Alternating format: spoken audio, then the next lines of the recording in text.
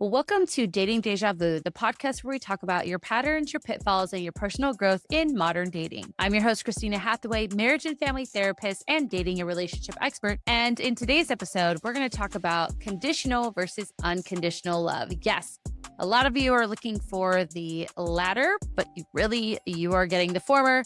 So if your dating and love life looks a lot of the same, it might be deja vu, but it also might be you. So let's figure it out together.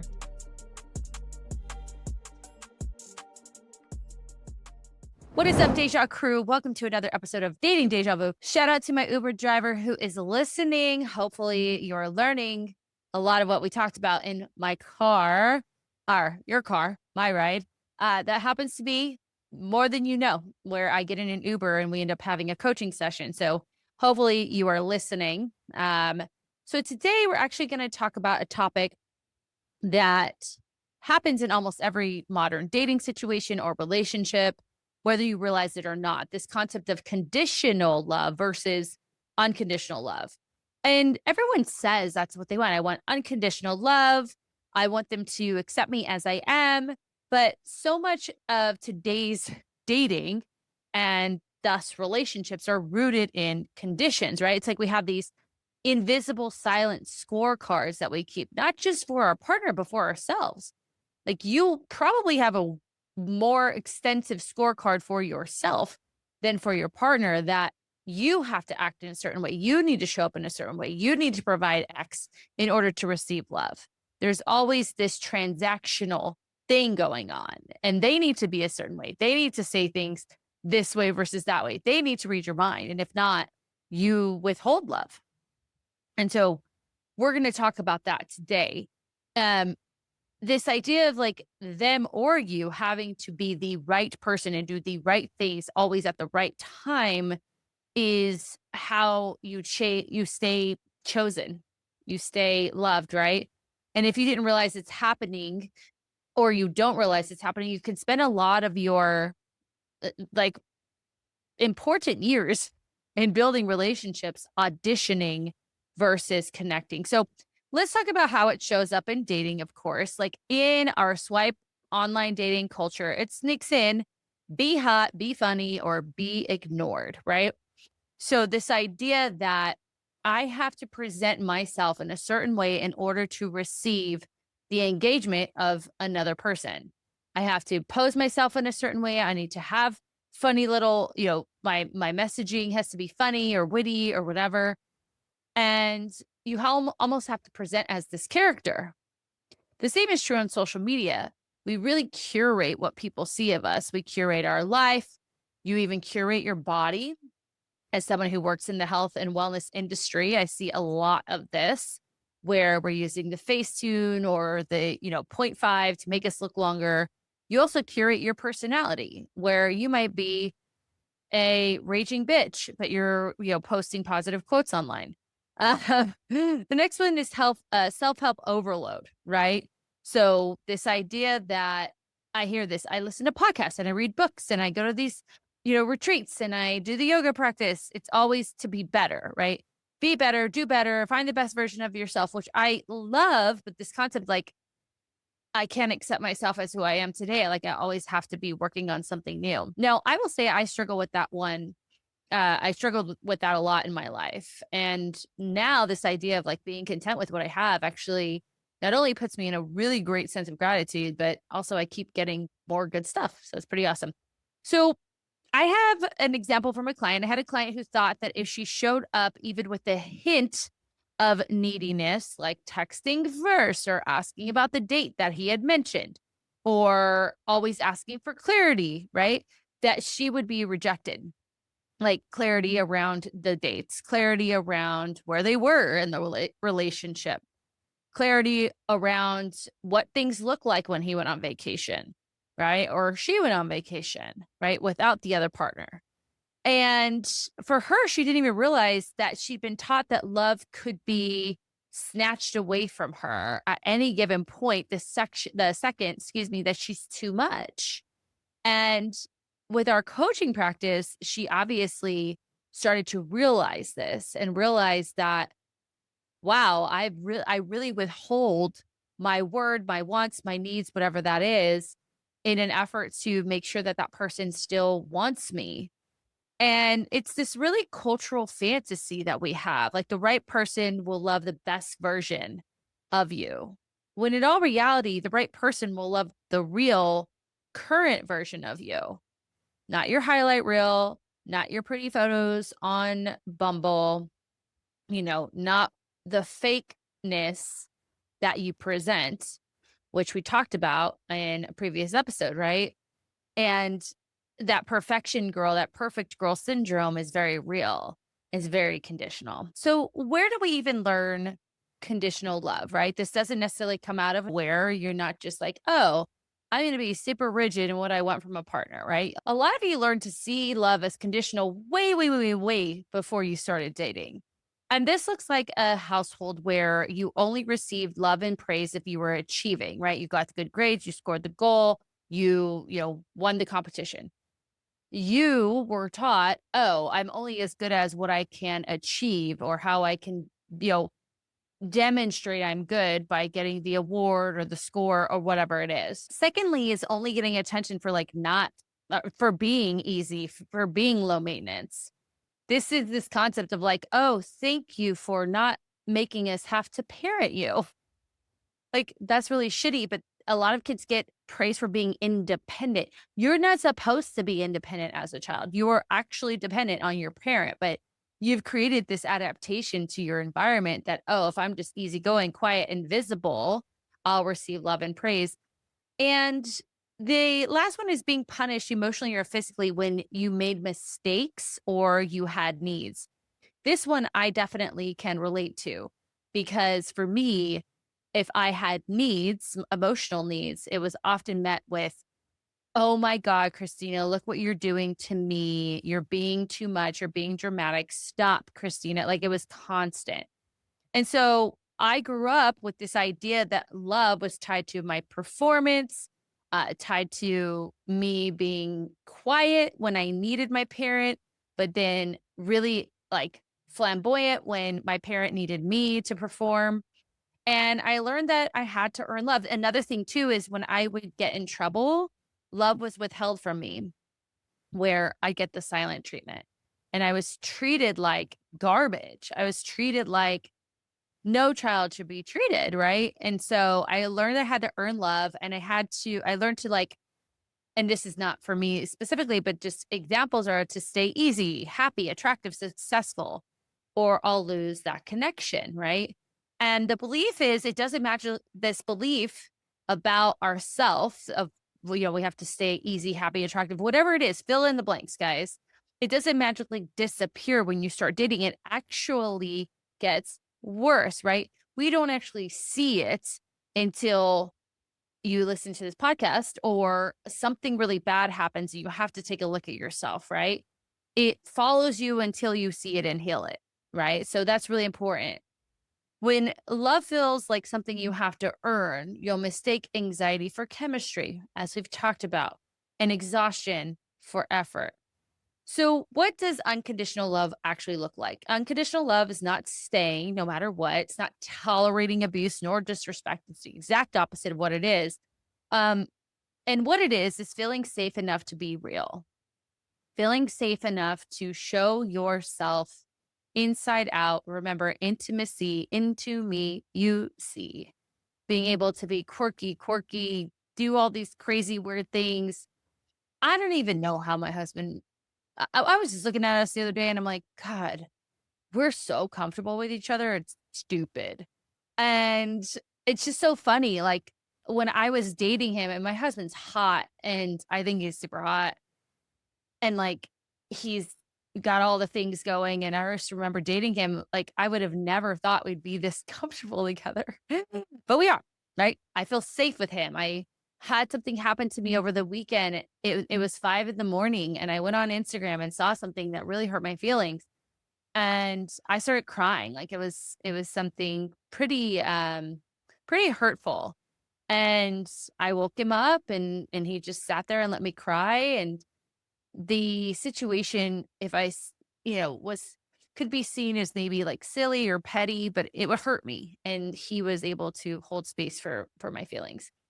It's also knowing you are valued even when you're not at your best. So another example, I wasn't listening to my boundaries and I was messaging clients yesterday. And I ended up just getting caught in my computer. And I got to that place where you're looking at your computer so much, like your eyes are like buzzing. And I was like, I got to get out of here. So I went to the kitchen and I wanted a snack. I was exhausted. And I ended up spilling, like I knocked over a yogurt and it literally spilled everywhere. And I got so pissed and I flicked off my shoes. And then the yogurt was on my shoes and the yogurt got on the dishwasher. And I was just like, right? It was not an emotionally mature moment. I'll tell you that. My husband came over, helped clean it up. And then I apologized later. I was like, sorry, I lost my shit with the yogurt. I was just feeling frustrated that I wasn't withholding my own boundaries and got mad at the yogurt for that. So I was able to not be my best, but then also be smart enough to apologize. And it's being loved for your essence, your existence, not your performance. You don't have to do anything. You just have to be. And that person loves you. Think about your dog. Like, yes, you have to feed them. But like my dogs love me so much, even when times like I have to like we have a puppy and I have to be like, no, bad girl, like put her in her we call it her mansion. Go to go to your mansion. And she still loves the shit out of me. She loves she was laying here, her bed's right underneath my feet. And just hanging out with me in my office, in my studio. If you aren't with someone who loves you like your dog, that is conditioned love. So in this though, we still have boundaries, all right? We're not love bombing. We're not love vomiting on each other. We have boundaries. We have standards, right? These standards still exist, but fear of rejection for being human in you does not control the relationship nor you and how you show up. That is so incredibly important that unconditional love is there's no fear of rejection there. That's the main kicker. I'm not afraid that I will be rejected or abandoned in this relationship for being me. And that's really important. So, okay, great, Christina, but why does conditional love keep showing up? Well, if we still have this belief from childhood that, we hustle for worthiness or love, we become hyper vigilant that, oh no, did I say the right thing? Did I give him the right look? Do I have food in my teeth? Does he still want me? Oh my God, he didn't text me. What is on my face? Sorry, guys. Oh my God, he didn't text me. And that means he doesn't want me anymore, right? Where you sabotage real intimacy because it feels unsafe to be seen imperfect. This is a big thing. Like people talk about imposter syndrome. And imposter syndrome really is this idea that if I show my true self, people are going to think I'm a fraud. But that's true too in relationships. And it's like the perfect girl syndrome. It's really this mask that we show up in relationships because, again, we believe that love is conditional. If you show up in the relationship with the mask on, masks are different than boundaries, then you are showing up and saying, this is a conditional relationship because it's conditional because I'm already walking in, not myself. So you're setting the tone to receive that conditional love rather than allowing someone to see you as who you are from the get-go. Honestly, I think this is why after I've done my healing, I had some really amazing dates. I dated even before I did my work, I still showed up like myself on dates and I had a lot of fun. Like I made a lot of really cool guys. But my problem was this kind of, everyone wants to take from me and I have to take care of everyone else, blah, blah, blah. So my insecurity got in the way of some guys that were probably pretty healthy, which I know that's fine. But I definitely show up as like me. Like I talk like this and I cuss and I'm loud and I have a very loud laugh and you're going to hear it. I'm never going to dim that light. I just needed to screw it on better because it was a little screwy, but that was for me. Anyway, moving on. You also confuse excitement for anxiety, right? You think that you're passionate when you're actually just terrified of losing love if you slip up, right? So this kind of idea of I am, oh no, this is all very exciting. Like, I can't believe this is happening. Like, we're just so, we just care about each other so much. We want to just make each other better, which is great, but not if it's conditioned. Like, oh, if you don't become better, then I'm out. Like, that's a problem. And if you keep dating people who make you feel like you have to earn their attention, it's not because you're not enough. It's because you were trained to believe that love is a prize and not just a birthright, something that you deserve. Love and connection is one of our birthrights. It's an inherent need that all of us humans need and deserve, right? Even the worst human on this earth deserves love. And as someone who is very spiritual, I think that, from a spiritual point of view, you can really lean into that I'm loved by my higher power, right? I deserve that love. I might not feel loved by, maybe the people in my life didn't love me or, didn't love me unconditionally, love me conditionally, but my higher power loves me unconditionally. My higher power, God, Buddha, whomever you call your higher power, I call mine God, right? But sees every single one of my flaws, but still loves me, right? So spirituality can be a really good place to feel that sense of unconditional love if you have it. So what do we need to look for instead of conditional love? Obviously, we need to pay attention to the person in front of us, and we need to be the person that we want that we know we are, and show that package, present that package up front. Stop fucking around. You're just kicking the can down the road of this conditional loveness. Show up as yourself, because you will weed out the people who are not supposed to be yours, the people who are not ready for a unconditional, mature love when you show up as yourself. And how wonderful to show up as you, quirks, insecurities, and all. And someone say, wow, I love all of this. That's what you want. You keep showing up with your masks on. It's nutty. Shared values, not shared performances, right? We want shared values, characteristics that when you're 90 years old, you can keep going. When you're 90, you're not going to hustle and grind or be that hot piece of ass wearing nothing. You might still be a hot piece of ass to your partner because they unconditionally love you. However, all of the characteristics and values are still going to be there. Laughter, intellect, kindness, caring, thoughtfulness, courage, all of those things. You want a partner who repairs after conflict, not just rewards you for being easy, or worse, criticizes you because you are too much. Repair after conflict, similar to my yogurt situation. He literally got to bed and I was like, sorry about the yogurt. I kind of lost my shit. I was just really tired and I just wanted a snack. He goes, it's okay. And I was like, cool. And we move on, right? I didn't need to be like, are you sure? Are you sure? I'm so sorry. He said, no, it's great. It's fine. I'm like, perfect. Moving on. Yogurt gate. And then feeling safe to have needs, set boundaries, and be imperfect. We love that. Having needs is important. You should have needs. You should speak on those needs, as should your partner.